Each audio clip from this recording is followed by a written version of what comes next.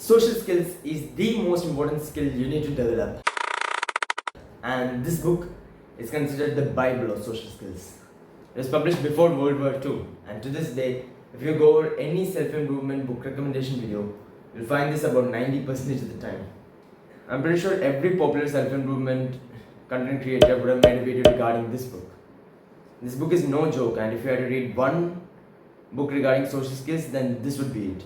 Hamza literally said, it is better to read this book 100 times rather than reading 100 different books regarding social skills. The first idea that I really liked about this book is to let the other person do more of the talking and to listen more. There were two conversations that really changed the way I deal with social interactions. One day it was a practicals examination day at my school, and I got over fast, so I came back to the class. And there was another girl with me in the class. We had a lot of mutual friends, but she was kind of an introvert, and I wasn't really that courageous at that time. I am an extrovert, but I wasn't really open. So we sat in silence for a moment, but I was done being awkward. It hurt me from the bottom of my heart, so I decided to spark a conversation. I was thinking a lot about my goals at that time, but I flipped the question and asked her what her goals are. And that actually sparked a very deep conversation that I really enjoyed. Then another person came to join us, and I did the same thing with her. And again, a very deep conversation ensued, one that I really enjoyed. Most of the time, when we're talking with other people, we talk about something external to both of us, like the sports or some drama or some other bullshit. Or otherwise, I might start talking about myself, which I would hate every time I come out of the conversation because I would be thinking they didn't really enjoy the conversation at all. So when I talk about the other person, not only do they enjoy it more, I enjoy it more as well, because for me, when I start talking about myself, I become self-conscious. And according to Jordan Peterson, there is no difference between self-consciousness and misery. No difference at all. And at the end of the conversation, I wouldn't come out thinking they didn't enjoy the conversation.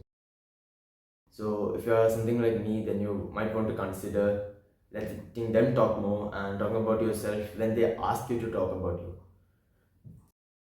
Talking isn't inherently bad, but not letting the other person room to express themselves is bad. Also, talking to impress them is also not optimal. If your achievements are actually impressive, then you wouldn't need to talk about it to let them know. The second idea from this book that I really liked is that arguments serve no one. I have never come out of an argument thinking it was a good thing that it happened. I have always regretted it 100% of the time. And when was the last time you changed someone's mind by arguing anyway? As Dale Carnegie said, a man convinced against his own will is of the same opinion still. So there is never a good outcome of an argument. If you win it, the other person has still the same opinion and he just likes you less. The best way to play the game is to not play the game at all. You can either be liked or be right.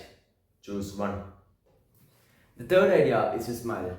Actions speak louder than words, and a true smile says, I like you, I'm happy to see you, and I'm glad you're here.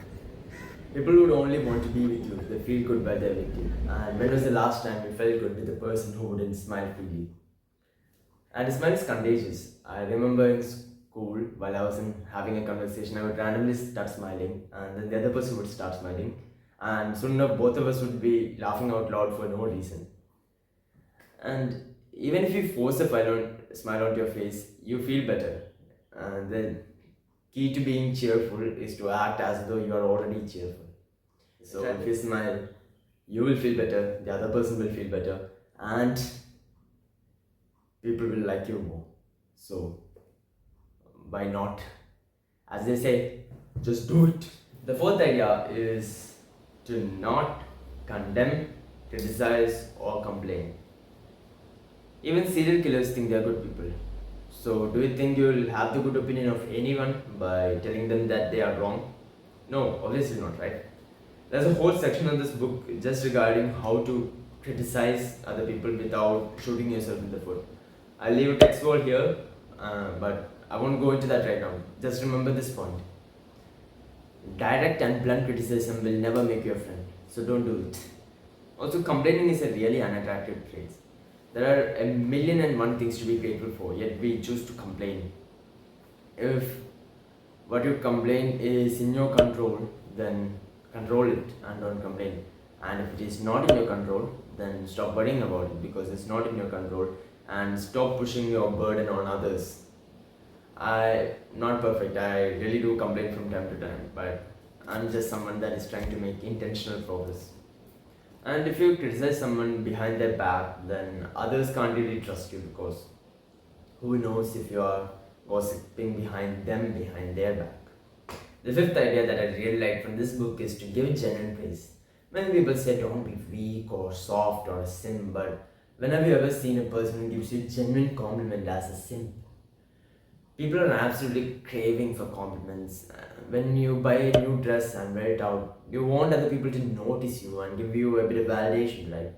Well, guess what? So does everyone else.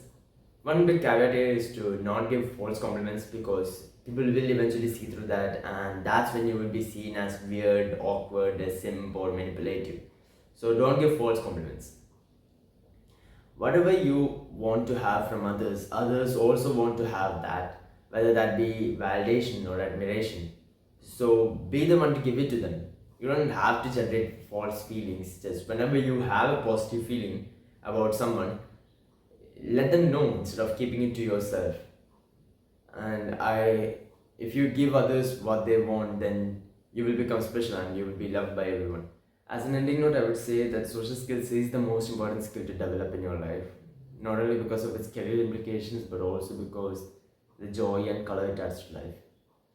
Over the last 2 years, I have done a lot of things, but the thing that has brought me the most joy is undeniably spending time with my friends, whether that be playing basketball or doing dumb shit or talking dumb shit or just talking about nothing at all. Uh, yep. I'll see you at the top. Bye.